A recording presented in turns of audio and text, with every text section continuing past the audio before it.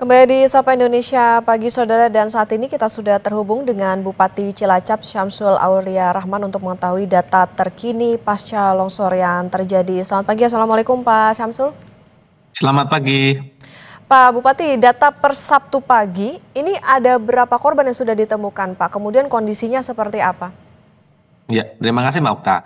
Untuk data per Sabtu pagi, tadi malam kan kita rapat terbatas dengan BNPB, BPBD Provinsi, BPBD Kabupaten, dan Kantor SAR untuk memappingkan pada pagi hari ini. Terus kemudian hari ini kurang lebih ada 520 personil yang dibagi ke dalam 5 regu untuk pencarian. Per hari Jumat kemarin itu ditemukan tambahan satu korban atas nama Yuni yang sebelumnya di hari pertama hari Kamis malam itu ditemukan dua korban. Jadi total korban meninggal yang sudah ditemukan oleh tim SAR gabungan adalah 3 korban, 3 meninggal dunia dan 20 orang masih dalam pencarian. Kan tetapi memang Jumat sore kemarin kami hentikan tidak sampai pencarian malam karena mulai pukul 16 itu sudah hujan. Sehingga kami putuskan untuk jam 17.05 sore untuk pencarian dihentikan dan dilanjutkan pada pagi ini. Tadi sudah diapelkan pukul 7 pagi untuk mulai pencarian lagi. Oke, Pak Syamsul, tadi dikatakan bahwa pencariannya sempat dihentikan karena terkendala hujan. Artinya selama proses pencarian korban ini kendalanya selain hujan apalagi sih Pak? Apakah ada misalnya terkait dengan kontur tanah dan lain sebagainya? Ya, yang jelas betul terkait dengan kontur tanah karena memang daerah situ adalah daerah tebing dan cekungan. Terus kemudian amatan kita secara sederhana memang kondisi tanah di situ labil sehingga kami pun tidak bisa untuk langsung menangani secara optimal sehingga harus secara bertahap. Dan tantangannya memang adalah tanah kondisi yang masih labil. Tapi insya Allah hari ini kita optimalkan. Kemarin per hari kemarin sudah ada alat berat itu kurang lebih 4 unit ekskavator. Kemudian ada Alkon cukup banyak, ada puluhan. Dan hari ini kita tambah lagi kurang lebih ada 8 unit ekskavator. Sehingga nanti sistem kerjanya kan dibagi dalam 5 workset atau 5 area. Nanti setiap area itu minimal ada satu alat berat yang untuk membantu pencarian. Gitu Mbak. Pak Samsul, tadi dikatakan kondisi tanahnya masih labil. Nah, ini memang kondisi tanahnya seperti itu di wilayah itu atau memang karena faktor cuaca juga Pak sehingga akhirnya terjadi longsor? Memang kondisi tanah di wilayah tersebut, Mbak. Memang kondisi tanah di wilayah tersebut. Jadi sebelumnya memang historisnya di situ memang sebelumnya belum pernah terjadi longsor yang besar. Ibarat seminggu yang lalu kami dapat laporan tadi malam di rapat disampaikan oleh kepala desa memang di daerah atas di Dusun Cibuyut itu memang terjadi retakan. Tetapi oleh warga hanya menjadi perbincangan dan laporan ke desa, belum sempat untuk laporan kami ke tingkat kabupaten sehingga kami belum sempat untuk mengirim ahli geologi. Oke, berarti artinya gini, jadi secara studinya itu sudah ada belum Pak? Kemudian juga ada warning nggak untuk warga sebelumnya? Kalau studinya dari ahli geologi belum. Oke. Betul, kalau warningnya sebenarnya sudah karena seminggu sebelumnya kan kita apel dan rakor kesiapsiagaan bencana di tingkat kabupaten yang melibatkan sampai dengan Babinsa, Babin Kaptimas. Itu terus kemudian agar disosialisasikan kepada warga yang wilayahnya di area lereng dan sebagainya ketika memang ada hujan intensitas tinggi untuk sebaiknya langsung ke tempat keluarga atau saudara yang lebih aman atau kita siapkan di pos-pos yang ada di balai desa. Tapi memang ini pas pada saat kejadian hari Kamis malam itu sebenarnya hujan intensitasnya tidak terlalu tinggi. Tetapi memang 3 hari sebelumnya itu setiap sore sampai malam itu intensitas cukup tinggi. Begitu Mbak. Oke, mitigasi yang dilakukan oleh pemerintah setempat seperti apa Pak? Karena tadi mengingatkan kondisinya tanahnya labil begitu, artinya lahannya dalam kondisi kritis begitu. Ya, mitigasinya tadi malam kita sudah mengoptimalkan posko yang ada di balai desa. Jadi untuk rumah-rumah yang dekat di area tersebut itu warganya sudah kita ungsikan. Kurang lebih ada 15 kakak atau sekitar ya 30-an orang itu keluarga sudah mengungsi di balai desa. Yang ini ke depan akan kita mappingkan. Tadi malam kita sudah koordinasi dengan BNPB. Kebetulan Pak Deputi 3 hadir langsung diutus oleh Kepala BNPB untuk ke depan memappingkan apakah area tersebut memang perlu direlokasi. Jadi nanti ada tahapannya, mungkin hunian sementara, huntara, terus kemudian berprogres sampai hunian tetap, di mana Pemda bersama provinsi nanti berkewajiban untuk menyediakan lahannya. Jadi mapping mitigasinya seperti itu yang kami lakukan, Mbak Okta. Oke, Pak Samsul tadi sempat disebutkan juga bahwa memang tanah ini kan areanya rawan begitu. BNPB juga bilang daerah ini tuh rawan longsor. Tapi sebelumnya sudah pernah atau sering terjadi nggak sih Pak longsor yang serupa seperti ini? Atau justru terjadi besarnya sekarang dan pernah terjadi sebelumnya?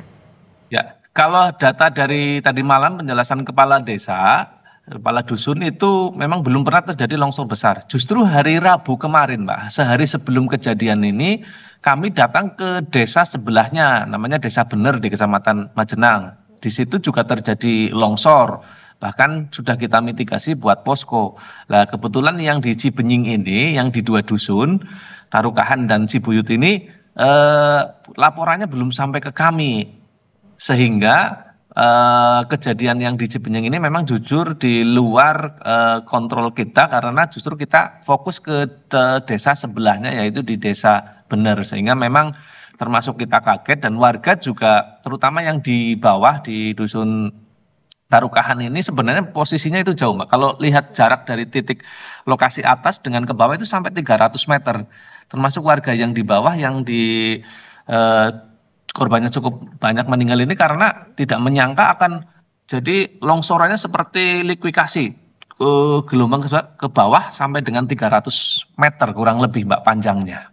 Oke. Pak Samsul tadi sempat disebutkan soal bagaimana upaya relokasi. Nah ini pertimbangannya nanti seperti apa, wacananya seperti apa, kemudian dari warga seperti apa Pak? Sudah ada informasi belum ke warga untuk rencana ini? Ya, tadi malam kebetulan pukul 21.00 setelah kita ratas dengan BNPB, BPBD dan semuanya pihak, terus kemudian kami ke pengungsian. Kami jelaskan ke warga untuk tetap tenang, sabar dan sebagainya, dan kita jelaskan rencana-rencana terkait dengan pemerintah daerah untuk kemudian uji kontur tanah dan sebagainya melalui ahli geologi, terus kesiapan kita ke depan terkait dengan rencana relokasi dari pasca tersebut. BNPB sudah menyampaikan siap untuk nanti anggaran dari huntaranya sementara sampai dengan nanti huntapnya. Dari BNPB siap, dan insya Allah Pemda langsung pada malam itu juga saya rapat terbatas dengan seluruh jajaran Pemda Cilacap untuk memappingkan lokasi aset tanah Pemda yang ada di wilayah Majenang untuk nanti dijadikan sebagai area relokasi dari area yang sekarang mungkin terdampak. Begitu, Mbak Okta. Respon warga seperti apa Pak ketika diberitahukan soal rencana tersebut? Respon warga yang intinya memberikan kepercayaan kepada pemerintah daerah kalau memang itu yang terbaik daripada terjadi korban jiwa. Masyarakat menyampaikan seperti itu manut dengan pemerintah, cuma memang memohonkan untuk kalau relokasi ya di tempat yang tidak jauh dari tempat tinggal mereka saat ini, terus kemudian pada tempat yang lebih aman. Hanya menitipkan pesan seperti itu, Mbak Okta. Oke, Pak itu tadi bicara soal relokasi, kemudian ini kan karena ada beberapa kakak yang terdampak, kompensasinya seperti apa Pak bagi warga? Iya, tadi malam langsung kita juga rapat terbatas bahwa ini kan kurang lebih dari total 46 orang, itu kan 23 selamat, yang 5 ada di rumah sakit dalam penanganan, hanya 1 yang operasi besar, terus kemudian 20 yang pencarian. Terus tadi malam kita mappingkan yang korban meninggal dunia untuk segera kita urus santunan dan sebagainya. Kita sudah mappingkan koordinasi dengan Kementerian Sosial terkait dengan santunan, termasuk hak-hak lain yang memang daripada korban sesuai dengan aturan sudah kita mappingkan koordinasi datanya dengan desa. Semisalnya tidak ada ahli warisnya dalam satu keluarga, kita akan pada saudaranya. Nanti kita mappingkan dan nanti ada disertai dengan surat pernyataan dari kepala desa karena dia adalah saudaranya dan sebagainya. Lalu kita uruskan sampai dengan ke kementerian. Jadi benar-benar kita fasilitasi warga. Gitu, Mbak. Oke, Pak Samsul, ini kan masih ada juga beberapa korban yang selamat ya Pak. Ini data terakhir seperti apa? Kemudian upaya dari pemerintah seperti apa? Misalnya trauma healing dan lain sebagainya. Ya, korban yang selamat kurang lebih kan ada 23 orang. terus yang 5 dirawat, terus kemudian dari Dinas Sosial dan Dinas Kesehatan melakukan pendampingan asesmen yang berada di rumah sakit yang 5 korban. Terus kemudian yang sekitar 20 orang kita mitigasi itu untuk ada trauma healing, nanti melibatkan berbagai pihak, termasuk langsung insya Allah dalam waktu dekat dari PKK, terus kemudian dari PMI, dari Basnas, dan semuanya itu juga nanti akan program-program terkait dengan paskanya, terutama untuk warga yang terdampak agar mereka lebih kuat, atau istilahnya program trauma healing ini, Mbak. Oke, Pak Samsul, untuk kebutuhan warga seperti apa Pak pemenuhannya di sana? Apalagi kan mungkin ada yang anak-anak begitu, yang masih bayi dan juga balita. Seperti apa Pak kondisinya di sana? Ya, kita cukupi tadi malam di posko kita sampaikan kebutuhan misalnya anak-anak seperti pamper, susu dan sebagainya akan kita cukupi karena kita juga Pemda secara legal formal sudah menetapkan status tanggap darurat selama 1 bulan mulai tanggal 14 November sampai dengan 14 Desember yang terus kemudian ini bisa nanti kita menganggurkan melalui belanja tidak terduga untuk segala kebutuhan termasuk dari BPBD Provinsi juga menyampaikan kesiapan hal tersebut. Jadi insya Allah tidak ada kebutuhan yang tidak tercukupi, termasuk dapur umum sudah bisa memasak sampai 900 porsi hari kemarin itu untuk dibagikan kepada para tim SAR gabungan serta warga-warga yang terdampak. Begitu Mbak, jadi insya Allah cukup semuanya. Ya, Pak Samsul, ini kan terjadi di satu titik begitu ya. Nah, itu untuk warga yang berada di sekitarnya, misalnya beberapa meter begitu dari titik lokasi longsor, ini apakah sudah ada edukasi Pak soal kerawanan yang terjadi di sana?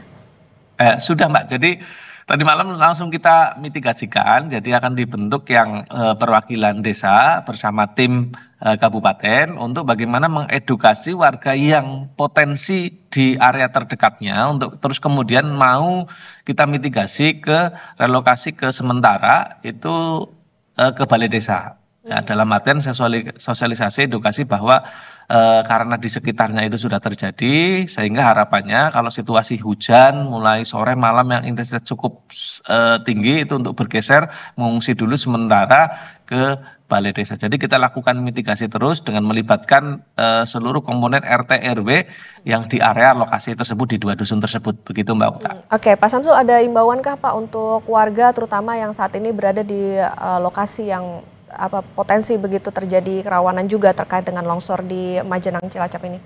Ya, himbauannya tadi malam kita sudah sampaikan untuk warga yang memang di area yang terdekat untuk berkenan mengungsi di tempat pengungsian yang sudah kita siapkan di balai desa karena insya Allah kita cukupi semuanya segala kebutuhan warga. Terus yang selanjutnya mungkin kami juga menyampaikan selain di wilayah Cibenying ini juga kami sampaikan sudah melalui Pusdalop serta Forkopimcam di 24 kecamatan di Kabupaten Cilacap untuk siaga memang apabila terjadi hujan yang intensitas tinggi yang durasinya lebih dari 3 jam. Terutama memang sudah ada beberapa daerah yang pemetaan dan ada laporan ada retakan di wilayah atas untuk segera menindaklanjutinya untuk mengungsi ke balai desa dan nanti kita supporting system terkait dengan perbekalan atau dapur umumnya. Begitu Mbak. Oke, baik, masih ada sejumlah korban yang dalam pencarian, tentu proses atau operasi pencarian masih dilakukan, tanggap darurat selama 1 bulan, tentu kita harapkan bagaimana penanganan bisa segera bisa terlaksana dan juga bisa memberikan dampak yang baik begitu bagi warga, terutama bagi mereka yang terdampak. Terima kasih Bupati Cilacap, Pak Syamsul Aulia Rahman. Sama-sama Mbak Okta, minta doanya untuk masyarakat Cilacap. Ya, baik, tentu kita doakan yang terbaik Pak. Sehat selalu Pak Syamsul. Terima kasih.